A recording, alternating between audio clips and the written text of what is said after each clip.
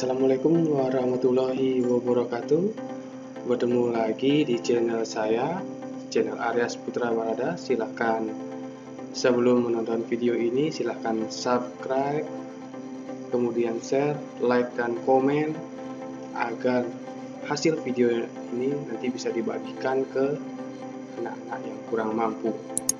Oke, kali ini kita akan membahas materi tentang cerita fantasi. Sebelum lanjut ke materi, saya ingin menanyakan beberapa hal. Yang pertama, pernahkah Anda membaca cerita fantasi? Yang kedua, coba sebutkan judul cerita fantasi yang pernah Anda baca. Yang ketiga, siapakah penulis cerita fantasi yang kamu ketahui? Yang keempat, apa yang paling membedakan cerita fantasi dengan cerita lainnya?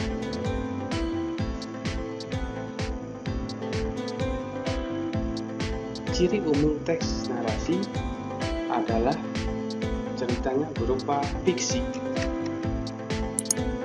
kemudian berisi rangkaian peristiwa atau alur, berkembang dari tahap pengenalan, timbulnya pertentangan dan penyelesaian akhir cerita, adanya tokoh dan watak tokoh, adanya tema atau ide dasar yang menjadi pusat pengembangan cerita, sama adanya amanat yang disampaikan pengarang berupa nilai-nilai kehidupan.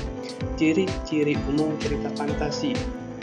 Yang pertama, ada keajaiban, keanehan, adanya ide cerita, menggunakan berbagai latar, kemudian ada tokoh-tokohnya yang unik, bersifat fiksi dan menggunakan bahasa yang menarik. Jenis cerita fantasi dibagi beberapa dasar. Yang pertama, berdasarkan latar cerita, itu ada 3 jenis. Berdasarkan latar cerita masa lampau, sejaman, atau sejaman ini disebut dengan masa sekarang atau masa yang akan datang. Kemudian berdasarkan kesesuaian dengan kehidupan nyata, itu ada 2 jenis, yaitu total dan irisan. Total berarti seluruh ceritanya adalah imajinasi, tidak ada kaitannya dengan dunia nyata. Sedangkan jenis irisan ini setidaknya ada beberapa komponen yang diambil dari dunia nyata, entah itu tokohnya, entah itu tempat dan sebagainya. Unsur intrinsik dari cerita fantasi ada tema, latar, tokoh, penokohan, alur, sudut pandang, dan amanat. Struktur teks cerita fantasi terdiri dari orientasi, komplikasi, dan resolusi.